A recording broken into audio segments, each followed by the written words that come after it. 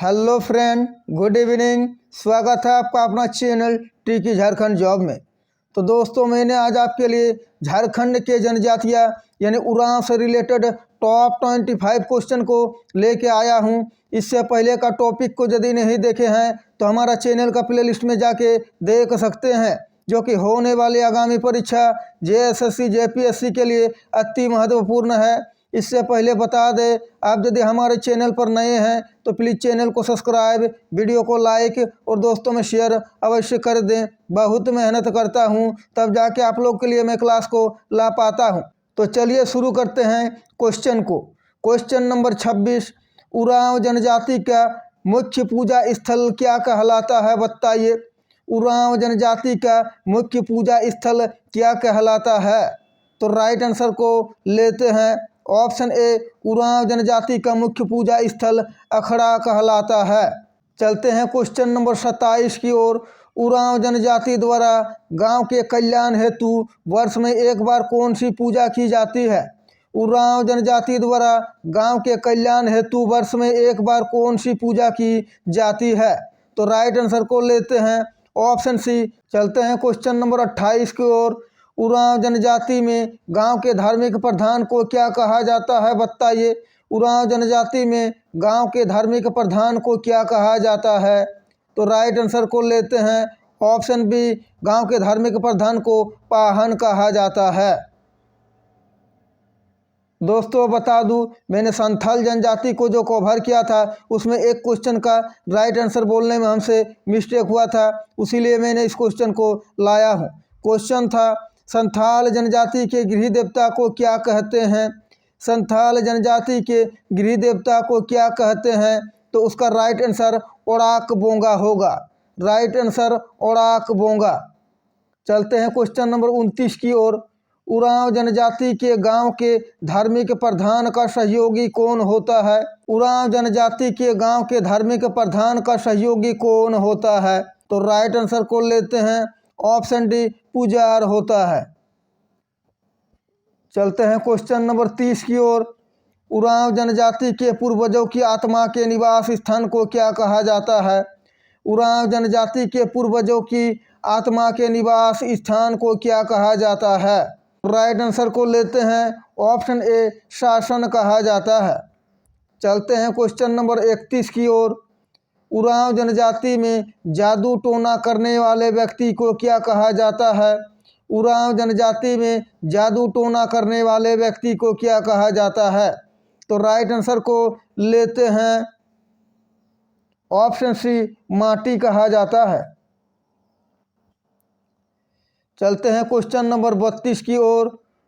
घुमकुरिया के संबंध में इनमें से कौन सा कथन सत्य है, बताइए। इस टाइप के क्वेश्चन पूछे जाते हैं और हर एक स्टेटमेंट में अपने आप में क्वेश्चन है। आपको परीक्षा में स्टेटमेंट से भी क्वेश्चन बना बना के पूछा जाता है। घुमकुरिया के संबंध में निम्न में से कौन सा कथन सत्य है?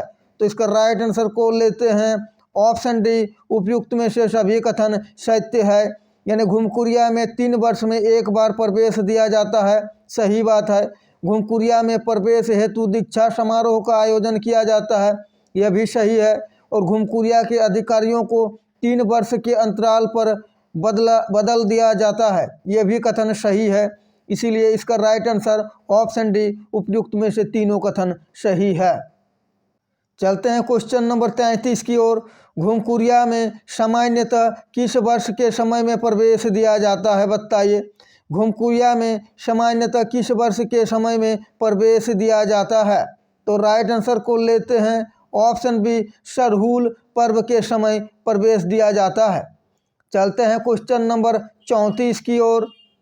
घुमकुरिया में प्रवेश करने वाले सदस्यों को कितने श्रेणियों में विभाजित किया जाता है, बताइए। घुमकुरिया में प्रवेश करने वाले सदस्यों को कितने श्रेणियों में विभाजित किया जाता है?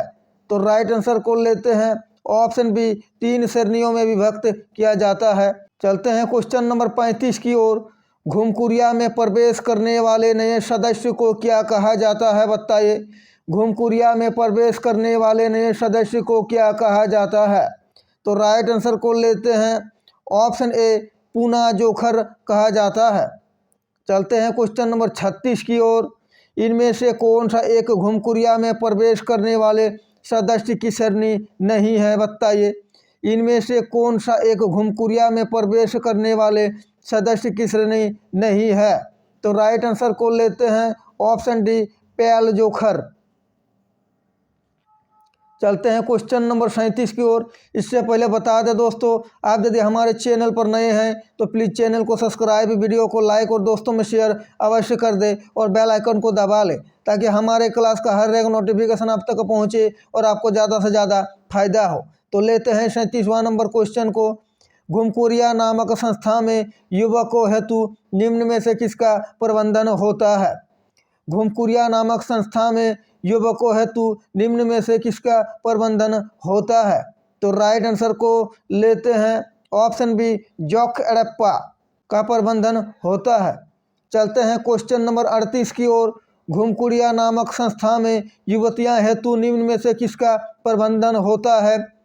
घुमकुरिया नामक संस्था में युवतियां हेतु निम्न में से किसका प्रबंधन होता है? तो राइट आंसर को लेते हैं ऑप्शन डी, प्याल एड़प्पा। चलते हैं क्वेश्चन नंबर 39 की ओर। जॉक एड़प्पा को किस अन्य नाम से भी जाना जाता है, बताइए। जॉक एड़प्पा को किस अन्य नाम से भी जाना जाता है? तो राइट आंसर को लेते हैं ऑप्शन बी, धनगर कुड़िया। और बता दें दोस्तों, मैं झारखंड जीके का हर एक वो टॉपिक आप लोग के सामने लेके आ रहा हूँ जिससे कि आगामी परीक्षा में आपको क्वेश्चन पेपर में क्वेश्चन देखने को मिलेगा। उसीलिए सारे क्वेश्चन को ध्यान से और क्लास को अंत तक जरूर देखें। और हमारा पिछला टॉपिक और सेट को नहीं देखे हैं तो चैनल का प्ले लिस्ट में जाके देख सकते हैं। तो चलिए लेते हैं 40 नंबर क्वेश्चन। घुमकुरिया नामक संस्था में जॉक एड़प्पा के मुखिया को क्या कहा जाता है? घुमकुरिया नामक संस्था में जॉक एड़प्पा के मुखिया को क्या कहा जाता है? तो राइट आंसर को लेते हैं ऑप्शन ए, धांगर कहा जाता है। चलते हैं क्वेश्चन नंबर 41 की ओर। घुमकुरिया नामक संस्था युवतियों की देखभाल करने वाली महिला को क्या कहा जाता है? घुमकुरिया नामक संस्था में युवतियों की देखभाल करने वाली महिला को क्या कहा जाता है? तो राइट आंसर को लेते हैं ऑप्शन ए, बड़की धांगरिन कहा जाता है।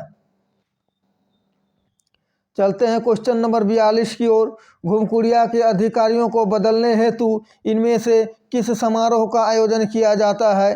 घुमकुरिया के अधिकारियों को बदलने हेतु इनमें से किस समारोह का आयोजन किया जाता है? तो राइट आंसर को लेते हैं ऑप्शन ए, मुखिया हंडी। चलते हैं क्वेश्चन नंबर 43 की ओर। मुखिया हंडी समारोह के दौरान क्या होता है, बताइए। मुखिया हंडी समारोह के दौरान क्या होता है? तो राइट आंसर को लेते हैं ऑप्शन बी, हड़िया पिया जाता है मुखिया हंडी समारोह के दौरान। चलते हैं क्वेश्चन नंबर 44 की ओर। लोहरा जनजाति की प्रजाति है, बताइए। लोहरा जनजाति की प्रजाति कौन सी है? तो राइट आंसर को लेते हैं ऑप्शन बी, प्रोटो ऑस्ट्रेलियड लोहरा जनजाति की प्रजाति है। चलते हैं क्वेश्चन नंबर 45 की ओर। लोहरा जनजाति को किसका वंशज माना जाता है? और बता दें दोस्तों, झारखंड में कुल 32 जनजाति समूह है। मैं हर एक जनजाति समूह का जितना भी मोस्ट इम्पोर्टेंट क्वेश्चन बनते हैं टॉपिक बाय टॉपिक मैं ला रहा हूं, जिससे आपका सारे टॉपिक कवर हो जाए और आगामी परीक्षा में कहीं से भी क्वेश्चन पूछे आपसे छूटे नहीं। तो लेते हैं 45 नंबर क्वेश्चन। लोहरा जनजाति को किसका वंशज माना जाता है? तो राइट आंसर को लेते हैं ऑप्शन बी, असुर का वंशज माना जाता है लोहरा जनजाति को। चलते हैं क्वेश्चन नंबर 46 की ओर। लोहरा जनजाति की भाषा है, बताइए। लोहरा जनजाति की कौन सी भाषा है, या लोहरा जनजाति कौन सी भाषा बोलते हैं? तो चलिए राइट आंसर को लेते हैं ऑप्शन सी, लोहरा जनजाति की भाषा सदानी है। चलते हैं क्वेश्चन नंबर 47 की ओर। इनमें से कौन सा एक लोहरा जनजाति का गोत्र है, बताइए। इनमें से कौन सा एक लोहरा जनजाति का गोत्र है? तो राइट आंसर को लेते हैं ऑप्शन डी, उपयुक्त में से सभी, यानी तुतली, मगहिया और कछुआ तीनों। तो इसलिए इसका राइट आंसर ऑप्शन डी, उपयुक्त में से सभी। चलते हैं क्वेश्चन नंबर 48 की ओर। लोहरा जनजाति का प्रमुख पेशा क्या है बताइए। लोहरा जनजाति का प्रमुख पेशा क्या है? तो राइट आंसर को लेते हैं ऑप्शन सी, लोह उपकरण बनाता है लोहरा जनजाति। चलते हैं क्वेश्चन नंबर 49 की ओर। लोहरा जनजाति के प्रमुख देवता कौन है बताइए। लोहरा जनजाति के प्रमुख देवता कौन है? तो राइट आंसर को लेते हैं ऑप्शन सी, सिंगबोंगा, जो कि लोहरा जनजाति के प्रमुख देवता है। तो चलते हैं आज का टॉपिक का अंतिम क्वेश्चन को लेते हैं।